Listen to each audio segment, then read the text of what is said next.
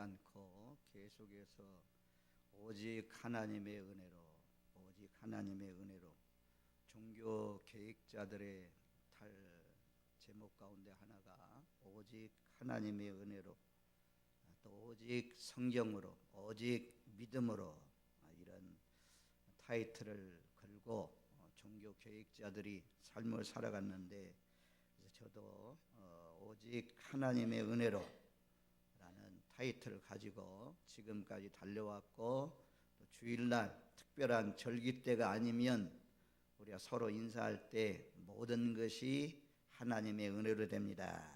이런 인사를 나누면서 우리가 신앙 고백을 하는 그런 가운데에 왔습니다.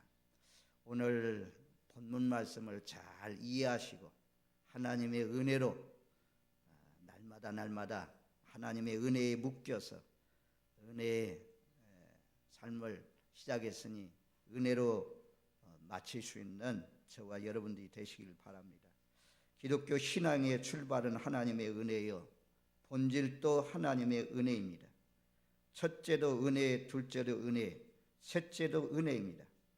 시작과 마지막이 하나님의 은혜요, 모든 것이 은혜입니다. 우리는 그 하나님의 은혜를 전적인 은혜라고 말합니다. 전적인 은혜는 모든 것이 완전하고 완벽한 은혜라는 말입니다. 한마디로 이 땅에 하나님의 은혜 되지 않는 것이 하나도 없습니다. 성도의 믿음의 수준이나 깊이는 하나님의 은혜에 대한 반응으로 알 수가 있습니다. 예수 그리스도를 믿는 성도는 하나님의 은혜에 대한 반응 속도가 빨라야 합니다. 그리고 그 범위가 넓어야 합니다. 그래야 모든 영역에서 하나님의 은혜에 대한 고백과 감사가 넘쳐나는 것입니다. 이런 사람이 건강한 믿음을 소유한 자입니다. 건강한 믿음을 가진 자는 매일매일 삶 속에서 하나님의 은혜에 감사하고 감격하고 감동하며 살아가는 것입니다. 사탄이 우리의 신앙을 넘어뜨리려는 결정적인 방법 가운데 하나가 하나님이 주신 은혜를 약화시키거나 다른 것으로 대체시키는 것입니다.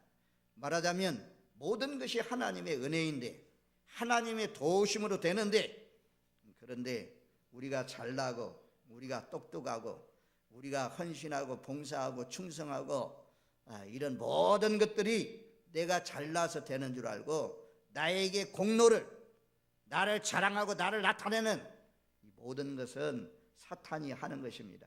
어떤 사람은 조상의 은덕, 부모님의 공으로 돌리는 경우도 있습니다. 또 심지어 이 모든 것이 우상에게, 그래서 우리나라는 전통적으로 명절 때마다 조상들에게 차례상을 지내고 농사를 다 짓고 가을 추석에는 성묘를 드리고 또 11월 달에는 10월 11월 달 우리가 무덤 찾아가면서 제사를 드리는 것을 볼 수가 있습니다.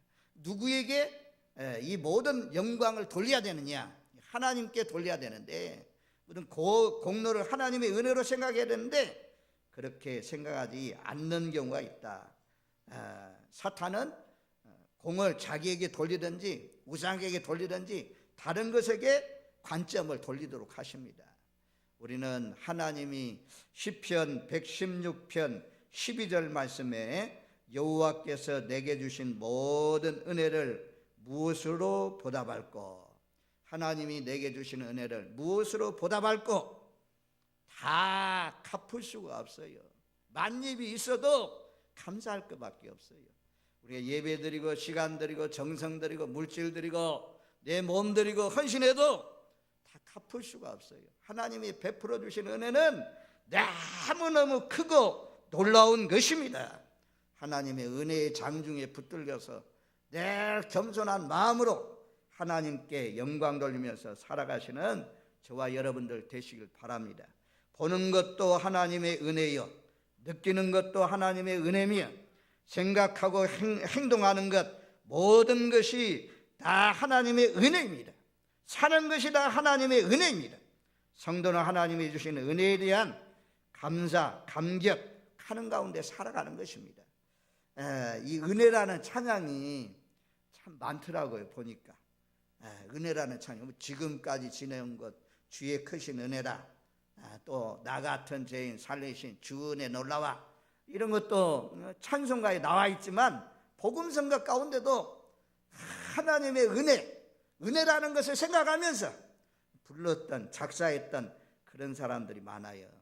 대표적으로 나를 지으신 이가 하나님, 나의 나 된 것은 하나님의 은혜라, 한량없는 은혜, 갚을 수 없는 은혜, 이런 찬양 잘하는 사람은 잘하겠지만 이런 찬양 말입니다. 또 오직 예수라는 그 찬양 가사에 보니까 오직 예수뿐이에 거기에도 은혜 아니면 살아갈 수가 없네, 호흡마저도 다 주의 것이니 세상 평안과 이로 내게 없어도 예수, 오직 예수뿐이네, 크신 계획 다 볼 수도 없고 작은 고난에 지쳐도 죽게 묶인 나의 모든 사람 버티고 견디게 하시네, 은혜 아니면 살아갈 수가 없네, 나의 모든 것 다 주께 맡기니 참된 평안과 이로 내게 주신 주 오직 예수뿐이네. 어려운 환경 가운데서 잘 버티고 견디게 하신 것 하나님의 은혜라. 이게 하나님께 묶여서, 주님께 묶인 것이 은혜의 줄에 묶여서 우리가 여기까지 왔습니다. 그래서 오늘 고백을 잘 보십시오. 8절 말씀에 보면 그렇게 고백합니다. 15장 8절, 맨 나중에 만삭되지 못하여 난 자 같은 내게도 보이셨느니라. 바울은 우리가 생각할 때 예수님이 살아있을 때, 예수님이 활동할 때 제자들 12명 가운데 한 사람이 아닙니다. 3년 동안 제자들은 함께 먹고 함께 잠을 자고 함께 복음 전도 사역을 한 제자들도 있지만 바울은 예수님의 제자들을 심히 핍박하던 사람입니다. 심지어 애국 성회까지 가가지고 과거에 나는, 이전에 나는, 거듭나기 전에 부활하신 주님을 다메섹 도상에서 만나기 전에 바울은 성경에서 곳곳에서 고백합니다. 얼마나 강하게 핍박했던지 사도라 칭함받기도 내가 감당하지 못하겠다, 나는 사도라 칭함받기도 감당할 수 없는 사람이다, 라는 그런 고백을 합니다. 애국 성에게까지 가서 핍박했던 그런 사람이고, 또 얼마나 핍박이 많았는지 교회를 잔멸했다. 사도행전 8장 3절 말씀에 보면 사울이 교회를 잔멸할세 각 집에 들어가 남녀를 끌어다가 옥에 넘기니라. 다메섹 도상에서 예수님을 만나기 전에 교회를 잔멸한 사람이다. 잔멸이라는 단어는 잔멸은 멸하는, 교회를 멸하는 사람, 교회를 파괴하는 사람, 교회를 해치는 사람, 교회를 손상시키는 사람. 그래서 나는 정말 부활하신 주님을 만나기 전에, 내가 거듭나기 전에, 사도가 되기 전에 나는 이런 사람이었다 라고 고백해요. 교회를 파괴하는 사람, 교회를 무너뜨리는 사람, 성도들을 박해하던 사람, 살기가 등등해서 애국 성회까지 가가지고 하나님의 도를 따르는 사람 붙들어다가 감옥에 넘기고 했던 그런 사람이다. 나도 사도행전 26장 9절에 보니까 나도 나사렛 예수 이름을 대적하여, 예수 이름을 대적했던 사람이다. 그리고 이전에 갈라디아서 1장 13절, 내가 이전에 유대교에 있을 때 행한 일을 너희가 들었거니와 하나님의 교회를 심히 박해하여 멸하고, 또 빌립보서 3장 6절, 여심으로 교회를 박해하고 율법의 의로는 흠이 없는 자라. 디모데전서 1장 13절, 내가 전에는 비방자요 박해자요 폭행자였다. 그래서 만삭되지 못하여 난 자 같다. 왜냐? 12사도와 같이 다니지 않고 부활하신 주님을 통해서 가장 늦게 부르심을 받아서 사도가 된 사람이다. 그래서 나는 사도라 칭함받기도 감당하지 못할 사람이다. 사도 중에 지극히 작은 자다 라고 고백하고 있습니다. 좋아요, 여러분들, 이것이 하나님의 은혜 아닙니까? 나 같은 것을 불러주셔서 하나님의 사도로 세워주시고, 베드로를 유대인의 사도로 불러주신 하나님께서 이방인의 사도로 나를 불러주시고 세워주셨다. 하나님이 택하여 주셨다. 나를 일꾼으로 세워주셨다. 그래서 이것이 하나님의 은혜다. 나의 나된 것은 하나님의 은혜로 되었다 라고 고백을 합니다. 저와 여러분을 또 예전에는 거듭나기 전에, 구원받기 전에 우리도 조상 대대로 내려오던 우상을 섬기던 사람이었는데, 우리도 세상 풍조 따라서 살아던 사람이었는데, 공중 권세를 잡고 있는 불순종의 아들들을 그 영에 이끌려서 살았는데, 하나님의 은혜 가운데 우리를 그 속에서 빼내주시고, 하나님의 은혜로 그 속에서 우리를 건져내 주시고, 어둠 속에서 빛 가운데 나오게 하신 것이 하나님의 은혜인 줄로 믿습니다. 하나님의 은혜예요. 우리가 똑똑하고 잘나고 누군가 전도자를 통해서 불러서 나온 것이 아니고, 하나님이 택하여서 우리가 건진받았다. 그 속에서 나왔다. 그래서 바울은 그것이 하나님의 은혜다라고 말씀합니다. 여기서 우리가 만삭되지 못했다라고 말씀하는 것은 우리나라 말로 팔싹둥이, 미수가 10달을 다 채우고 나오지 못한 그런 사람으로 바울이 표현하고 있습니다. 겸손한 표현이죠. 그리고 사도 중에 나는 가장 작은 자라. 사도들이 여러 사람 있는데 그 가운데서 가장 작은 사람이다. 가장 천한 사람이다. 또 심지어 에베소서 말씀해 보면, 바울은 에베소서 3장 8절 말씀해 보면, 사도 중에가 아니라 성도 중에, 성도 가운데 가장 작은 자라라고 고백하는 것을 우리가 볼 수가 있고, 디모데전서 1장 15절 말씀에는 성도 중에가 아니고 죄인 중에 괴수다라고 표현합니다. 바울의 겸손 세 가지로 표현하잖아요. 첫 번째는 사도들 가운데, 특별한 사도들 가운데 내가 가장 작은 자다. 두 번째는 에베소서 3장 8절에 있는 말씀대로 모든 성도들 가운데 내가 가장 작은 자다. 세 번째는 디모데전서 1장 15절, 바울의 겸손, 죄인 중에 내가 괴수다. 죄인들 가운데 가장 극악무도한 죄인이다 라고 고백했습니다. 이런 사람을 하나님께서, 부활하신 주님께서 나를 불러주셨다. 그래서 나는 사도라 칭함받기도 감당하지 못할 자라. 나를 불러서 세워주신 것이 하나님의 은혜라 라고 고백합니다. 그리고 오늘 10절 말씀에 보면, 자, 우리 10절 말씀을 다 같이 우리 10절 말씀을 같이 읽겠습니다. 그러나 내가 나된 것은 하나님의 은혜로 된 것이니 내게 주신 그 은혜가 헛되지 아니하여 내가 모든 사도보다 더 많이 수고했으나 내가 한 것이 아니요 오직 나와 함께 하신 하나님의 은혜로다. 상방절, 네가 나된 것은 하나님의 은혜로 되었다. 과거에 핍박자가 핍박을 받으면서, 매를 맞으면서, 옥에 갇히면서 복음 전하는 사람으로 변화된 것, 이것이 하나님의 은혜다라고 고백합니다. 우리가 지금 현재의 모습으로 된 것, 예수 믿기 전부터 하나님은 섭리하시고 간섭하시고 하나님이 주권적으로 우리를 여기까지 인도해 주셨습니다. 우리의 이 모양으로 된 것은 하나님의 은혜로 된 것입니다. 나의 나된 것은 하나님의 은혜로 되었다. 하나님의 은혜 아니면 핍박자가 심하게 예수 믿는 사람을 잡아 가두고 교회를 무너뜨리는 사람이 어떻게 복음 전하는 사람이 될 수가 있겠느냐. 하나님의 은혜로 되었다라고 말씀합니다. 저와 여러분들 이 자리에 앉아 있는 것 하나님의 은혜입니다. 하나님의 은혜의 줄로 묶어서 넘어지더라도 우리가 분노하고 감정이 폭발해서 나오기 싫더라도 하나님께서 끌어주셔서 여기까지 온 줄로 믿습니다. 권사님이 되고 안수집사님이 되고 장로가 되고 목사가 된 것 하나님의 은혜로 하나님께서 우리를 만들어주시고 세워주셔서 여기까지 온 줄로 믿습니다. 하나님의 은혜로 이 쓸데없는 자 왜 구속해 주는지 알 수가 없지만 너무너무 감사한 것입니다.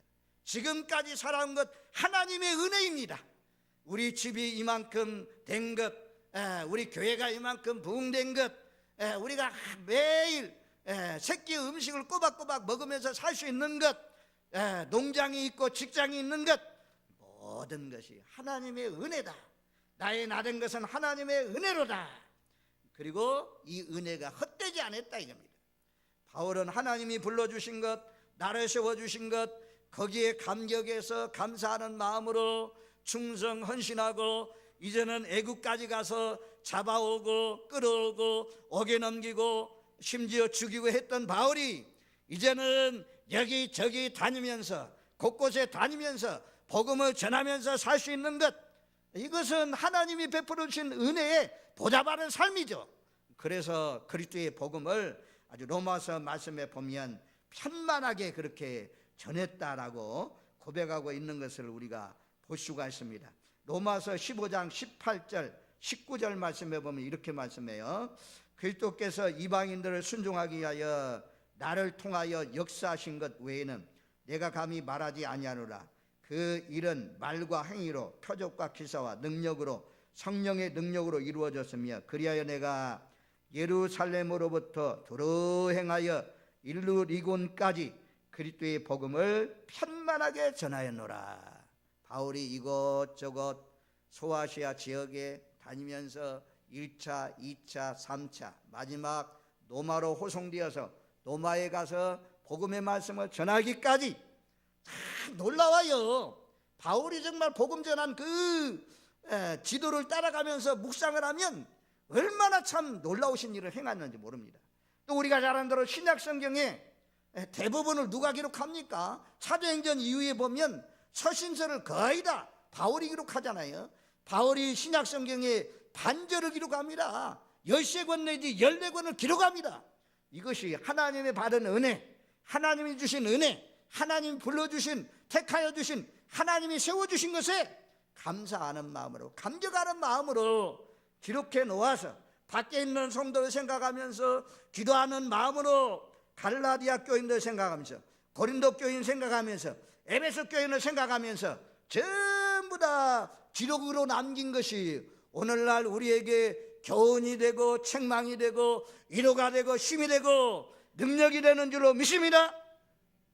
바울에게 베풀어 주신 은혜가 결코 헛되지 않았습니다. 바울은 생명 다해서 목숨 다해서 하나님 은혜에 보답하는 삶을 살았습니다. 저와 여러분들도 대부분 그런 말이 있어요. 우리 교회는 그런 사람이 없지만 장로가 되기까지는 참 열심히 한대요. 교회가요 500명이 넘어가고 1000명이 넘어가면 장로 되기가 쉽지 않네요. 왜냐? 교인들의 3분의 2 이상을 지지를 받아야 되는데 1000명 넘어가면 아는 사람이 별로 없어요. 구역에 있는 식구들은 알지만 이거 알아서 찍어주는데 안 찍어줘. 사람들이 안 찍어줘. 그래서 1000명 넘어가면 장로 되기가 어렵습니다. 그래서 막 장로 될 때까지는 열심히 막 봉사하고 헌신하고 한다네요. 장로 딱 떼고는 그냥 아주 사람이 본색이 드러난다고요. 그런 사람들이 있다는 것입니다. 이런 사람이 뭐요? 하나님의 은혜를 배반하는 사람입니다. 가룟 유다, 하나님의 은혜를 배반한 사람. 사울, 하나님의 은혜를 배반한 사람. 하나님의 은혜를 헛되이 여긴 사람. 그래서 하나님의 은혜를 헛되이 받지 말라 그렇게 말씀해요. 하나님의 은혜를 받은 만큼 하나님 앞에 충성하시고 하나님의 은혜를 받은 만큼 감사하면서 찬송하면서 내게 맡겨진 일에 묵묵히 잘 감당하시는 저와 여러분들 되시기를 주님의 이름으로 축원드립니다. 아멘. 그래서 10절 중반절에 그렇게 말씀하잖아요. 그 은혜가 헛되지 아니하여 내가 모든 사도보다 더 많이 수고하였으나, 바울의 자랑처럼 들려요. 내가 모든 사도들보다도, 베드로보다도, 요한보다도, 야고보보다도, 마태보다도, 내가 어떤 사도보다도, 그 예수님의 직접 부르심을 받은 사도들보다도 내가 맨 나중에 사도가 되었지만 어떤 사도보다도 내가 더 많이 수고했다라고 고백합니다. 그리고 이 말씀을 제가 오늘 주석에 보니까 뭐라고 말씀하냐, 주석에는 이렇게 주석해 놨어요. 베드로, 요한, 마태, 빌립, 다데오 이런 여러 제자들이 있는데 그 제자들이 행한 모든 일을 다 더한 것보다도 내가 더 많이 수고했다. 야, 이게 얼마나 교만한 말이에요. 사도들이 한 모든 일보다도 내가 더 많이 했다. 그런데 여기까지만 보면 바울이 교만한 사람입니다. 자기를 자랑하는 사람입니다. 그런데 그 다음 단어가 중요합니다. 내가 모든 사도보다도 더 많이 수고하였으나 중간에 내가 한 것이 아니요. 내가 한 것이 아니요. 바울이 이렇게 충성하고 헌신하고 여러 지역을 다니면서 복음을 예루살렘으로 시작해서 로마에까지 편만하게 들어행하여 이르리곤까지 복음을 전할 수 있었던 것 내가 한 것이 아니다. 로마서로부터 시작해서 빌레몬서까지 디모데후서 마지막 쓸 때까지 그 모든 책을 기록할 수 있었던 것 내가 한 것이 아니고 나와 함께 하신 하나님의 은혜로다. 하나님의 은혜로 되었다라고 하나님께 영광 돌리고 있는 것을 우리가 볼 수가 있습니다. 저와 여러분들 자기 부인입니다. 우리가 헌신했지만 우리가 충성했지만 내가 주일날만 되면 주일학교 와서 봉사해야 되고 찬양대에서 봉사해야 되고 오후에도 찬양대에서 봉사해야 되고 헌신해야 되고 그러면 자기를 나타낼 수 있어요. 나 아니면 진락교회가 되겠느냐, 나 아니면 진락교회가 부흥되겠냐, 이러면요 큰일 나요. 교만한 거예요. 자기를 나타내는 거예요. 근데 여기 바울은 그러잖아요. 내가 한 것이 아니요. 여러분들이 부엌에서 봉사할 수 있는 것, 차량 운전할 수 있는 것, 청소할 수 있는 것, 방송실에서 수고할 수 있는 것, 이 모든 것이 내가 한 것 아니요, 내가 한 것 아니라고 고백할 수 있는 복된 삶이 되시기를 주님의 이름으로 축원드립니다. 내가 했다고 하니까 말은 안 하지만 내가 했는데 이런 마음이 생기면 교만한 마음이 와요. 그리고 왜 나를 알아주지 않느냐. 나는 말이야 무더운 요즘에는 그렇지만 여름날 식당에서 봉사하는 사람들 보니까 막 땀 쭉쭉 흘리면서 예배 전에 그냥 보통 일하는 옷 입고 그렇게 하시다가 씻고 말입니다. 예배들이 나오잖아요. 그거 보니까 너무너무 수고가 많아요. 설교자가 설교 준비하는 만큼이나 참 식당에서 준비하는 사람들 힘들어요.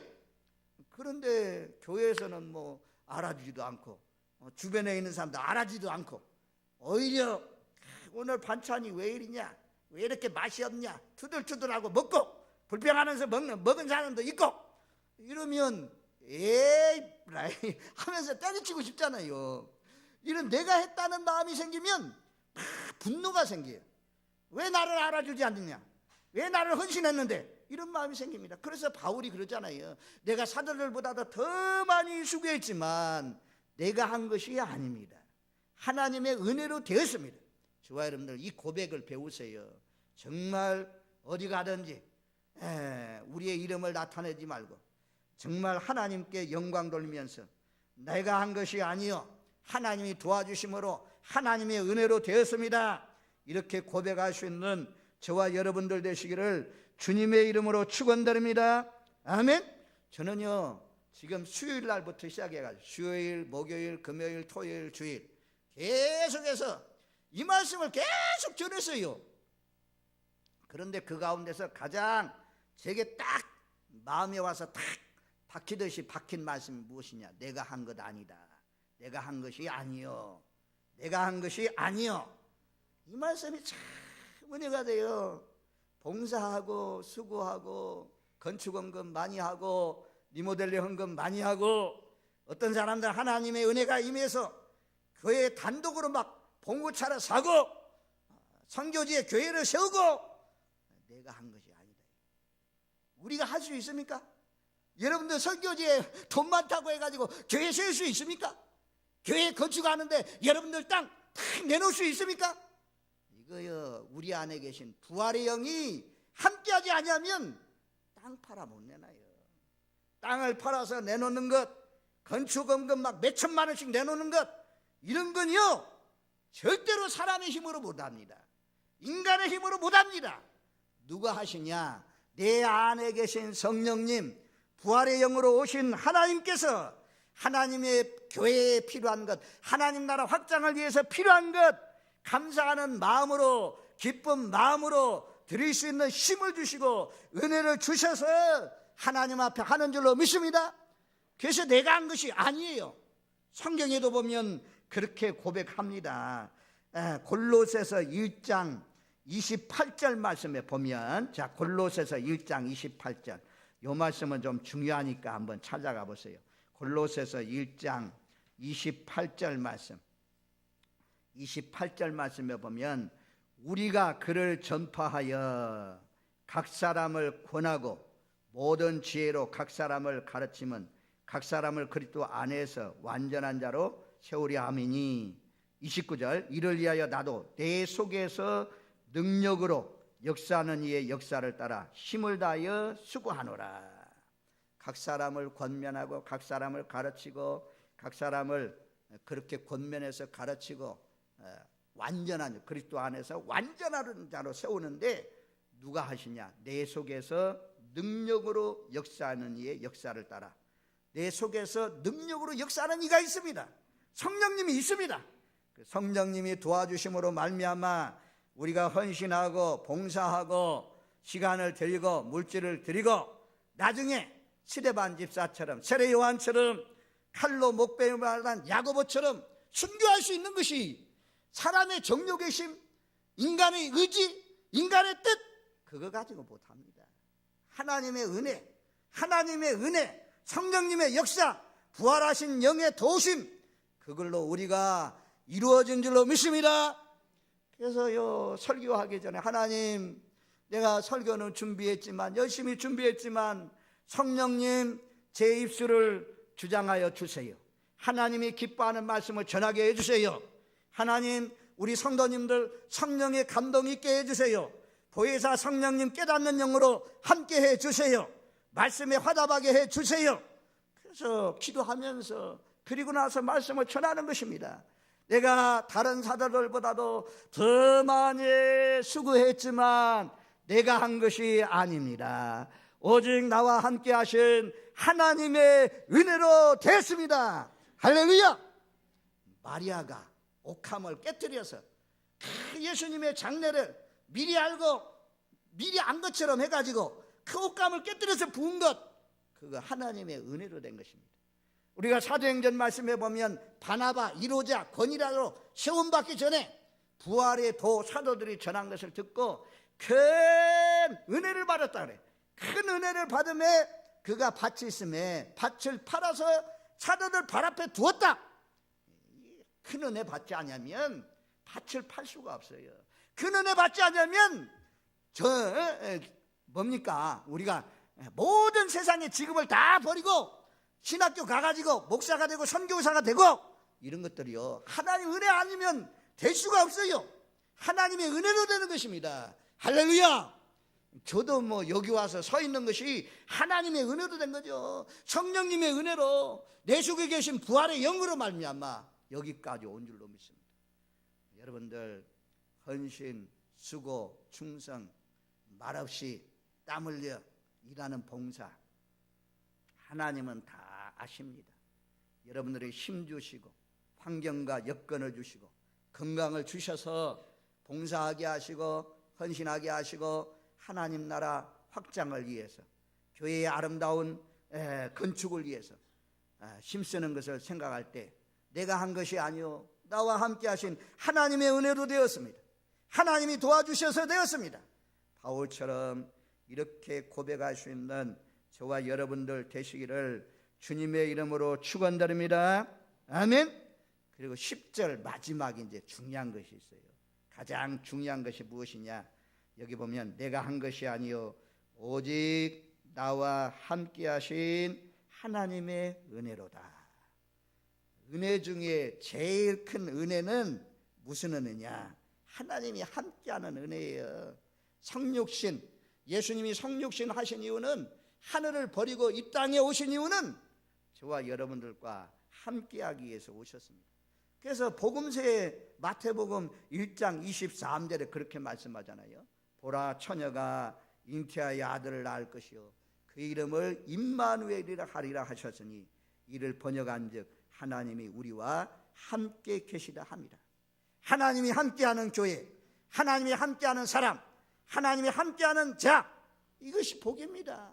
은혜 중에 제일 큰 은혜, 그것은 무엇이야? 임마누엘, 하나님이 나와 함께 하신다. 그래야 바울이 이곳저곳 다니면서 복음을 전할 수 있었고, 감옥 안에서도 하나님이 함께 하시니까 그 속에서도 하나님을 찬양하고 하나님께 영광 돌릴 수가 있었던 것입니다. 그리고 마태복음 끝나는 말이 무엇입니까?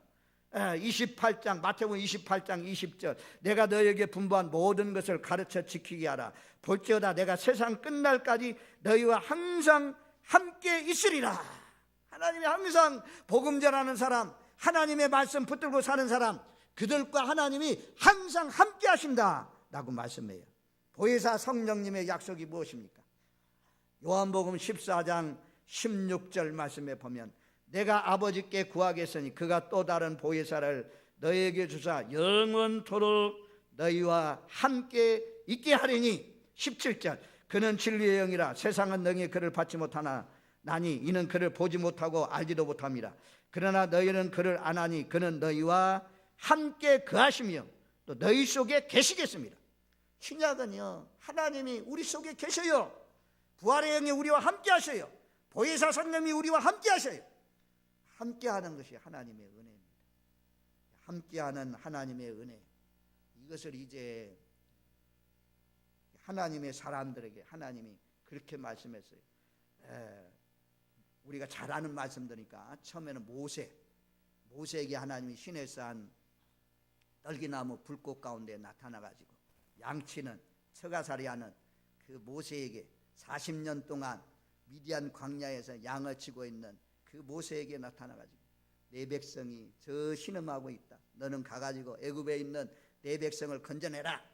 그러면서 하나님이 약속하신 말씀이 출애굽기 3장 12절에 보니까 하나님이 이르시되 내가 반드시 너와 함께 있으리라. 내가 그 백성을 애굽에서 인도하여 낸 후에 너희가 이 산에서 하나님을 섬기느니 이것이 내가 너를 보낸 증거니라. 내가 반드시, 전의 성경은 내가 정녕 너희와 함께 있으리라. 임마누엘 은혜가 모세에게 임했습니다. 나는 입이 뻣뻣해서 말도 못하는데요, 나는 말할 줄을 모릅니다. 출애굽기 4장에 가니까 누가 입을 지었느냐? 내가 입을 지었지 않느냐? 내가 내 입과 합계한다. 너는 가라. 모세에게 확신 주면서 내가 너를 후원할 테니까, 내가 너를 도와줄 테니까, 내가 너와 반드시 너 떠나지 않고 함께하니 너는 가라. 그 말씀을 믿고 갈 때 하나님이 능력의 지팡이도 들려주어서 이스라엘 백성들 애굽 땅에서 건져내어서 모압 평지, 그리고 느부산에 올라가서 가나안 땅을 볼 때까지, 죽을 때까지 하나님이 모세와 함께한 줄로 믿습니다. 그 다음에 여호수아에게 그렇게 말씀하잖아요. 모세가 죽고 난 뒤에 여호수아가 이제 이스라엘 백성들 이끌고 가나안 땅을 점령해 들어가서 그 약속의 땅을 얻어야 되는데 걱정되고 염려하는, 두려워 떨고 있는 그 여호수아에게 하나님이 나타나셔서 1장 5절 말씀에 보면 내 평생에 너를 능히 대적할 자가 없으니 내가 모세와 함께 있던 것 같이 너와 함께 있을 것입니다. 내가 너를 떠나지 아니하며 버리지 아니하리라. 1장에 여러 군데 말씀해요. 내가 너를 버리지 않는다. 내가 너를 떠나지 않는다. 모세와 함께 하신 하나님을 너 보았지? 너에게도 내가 함께 한다. 그래서 함께하는 그 증거로 제일 법궤를 메고 요단을 들어서라. 요단 강물이 멈춰지고 모세와 함께 하신 하나님이 여호수아와 함께하는 것을 이스라엘 백성들이 보고 그 여호수아의 명령 거기에 순종하면서 하나님이 주신 아름다운 땅, 젖과 꿀이 흐르는 땅에 살고 있는 원주민들을 다 쳐부수고 이스라엘 백성들이 그 땅을 유업으로 얻은 줄로 믿습니다. 기드온 사사시대, 기드온은 사사시대, 사사시대의 사사들도 모두 다 하나님이 함께한다고 말씀합니다. 뭐 미디안 사람들에게 나라를 빼앗기고 농사진 거 다 빼앗기는 그런 어려운 때 기드온도 숨어가지고 포도를 타작하고 있는 그런 가운데 큰 용사여, 내가 너와 함께한다. 너는 이스라엘 백성들을 미디안 손에서 구원하라.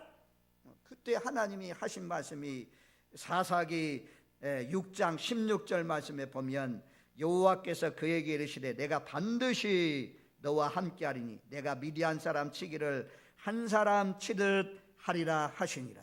내가 너와 함께한다. 모세와 함께하신 하나님, 여호수아와 함께하신 하나님, 기드온과 함께해서 미디안의 수많은 바닷가의 모래처럼 많은 원수들을 다 쳐부수고 승리케 하여 주신 줄로 믿습니다. 하나님이 임마누엘 함께하는 은혜가 기드온에게 임했습니다.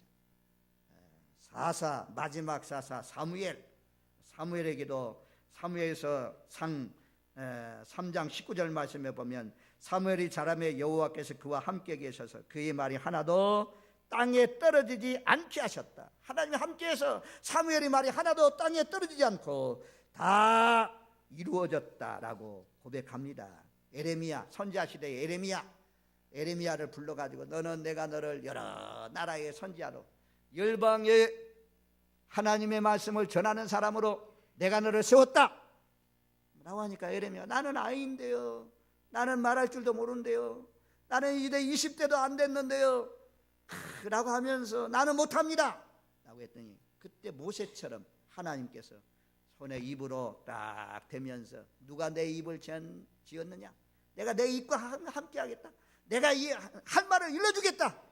그리고 세기둥 녹기둥 누구도 무너뜨릴 수 없는 것처럼 내가 대제사장을 대할 수 있도록, 여러 나라의 민족의 사람들 대할 수 있도록, 여러 사람들 대할 수 있도록 세기둥 녹기둥이 되는 것처럼 내가 너와 함께하겠다. 에레미야에게도 함께한다라고 말씀했습니다.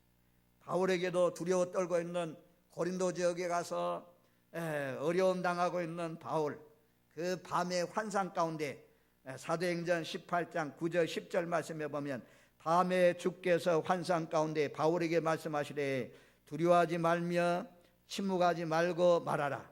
내가 너와 함께 있으며 어떤 사람도 너를 대적하여 해롭게 할 자가 없을 것이니 이는 이 성 중에 내 백성이 많음이라 하시더라. 고린도 지역에서 두려워 떨고 있는 바울에게 환상 중에 내가 너와 함께한다, 담대하라, 말하라, 침묵하지 말라. 이 백성 가운데 하나님 믿는 사람들이 있다, 바울에게 말씀해 주셨습니다. 우리가 잘 아는 시편 23편 4절, 다윗 왕에게 내가 사망의 음침한 골짜기로 다닐지라도 해를 두려워하지 않을 것은 주께서 나와 함께 하심이라. 주의 지팡이와 막대기가 나를 안위하시나이다. 사망의 음침한 골짜기, 죽을 뻔했는데 살아난 것 하나님의 은혜. 제가 군대 가서 집회에 근무할 때 대대장, 중대장, 병들 죽어가는 그 현장에서 대대장의 사지백체가 막 대인지뢰가 폭발해가지고 찢어져가지고 날아가 버리고 이런 사건을 만났을 때 그 속에서 나를 건져주신 하나님, 그 화염 속에서 나를 살려주신 하나님, 이런 거 하나님의 은혜잖아요. 하나님의 은혜 아니면 하나님이 우리가 함께해서 사망의 음침한 골짜기를 다닐지라도 해를 두려워하지 않도록 하나님께서 목자 되어서 우리를 지켜주시고 함께하여 주시는 줄로 믿습니다. 하나님의 은혜 가운데 은혜 중에 제일 큰 은혜는 무엇이냐? 마지막 결론입니다. 아이고 빨리 끝났으면 좋겠는데 계속하는 이런 사람이 있어. 그래도 중요한 것은 뭐냐? 이게 중요한 말씀이니까 제가 하나님이 함께하는 은혜, 오직 나와 함께하신 하나님의 은혜로다. 이 10절 말씀을 암송하십시오. 다시 한번 봅니다. 내가 나된 것은 하나님의 은혜로 된 것이니 지금 현재의 모습이 하나님의 도우심으로 하나님의 은혜로 내 모습이 되었다. 그리고 그 은혜가 헛되지 아니해야 된다. 헛되게 살면 안 된다. 감사하는 마음으로 다른 사도들보다도 더 많이 수고하고 헌신 충성했다. 그런데 내가 한 것이 아니다. 나와 함께 하신 하나님의 은혜로 되었다. 늘 하나님의 은혜로 시작했으니 은혜로 진행하시고 은혜로 마치는 저와 여러분들 되십시오. 그래서 부활에 대한 마지막 맨 나중에 사도 바울이 없었더라면, 사도 바울이 부름받지 못했더라면 어떻게 되었을까 한번 생각해 보십시오. 돼지 새끼를 낳아서 키울 때 보면 7마리, 8마리, 6마리 나면 맨 끝으로 나오는 건 정말 작더라고요. 그래서 우리 고향에는 문열이라는 말이 붙었어요. 바울은 그런 사람인데 만삭되어 나지 못한 자와 같은데 가장 많은 수고했다, 헌신했다. 내가 한 것 아니고 나와 함께 하신 하나님의 은혜로다. 우리 모두 다 하나님의 은혜에 붙잡혀서 부활의 소망을 가지고 사십시오. 마지막 결론, 아도니람 저드슨이라는 버마의 선교사가 있습니다. 우리에게는 부활의 소망이 있는데 초등학교 학생이 학교 수업을 마치고 집으로 달려오는 그때 기쁜 마음으로 막 집으로 달려오는 것처럼 예수 믿는 사람이 죽은 다음에 하나님 나라 달려가는, 내 집으로 달려가는 그 초등학생처럼 주님 품에 안기는 그런 날, 그날을 생각하면서 하나님의 은혜에 붙들려서 감격하면서 더 기쁘게 더 헌신하시는 저와 여러분들 되시기를 주님의 이름으로 축원드립니다. 아멘. 하나님 아버지 감사합니다. 나의 모든 것, 모든 생각, 느끼는 것, 살아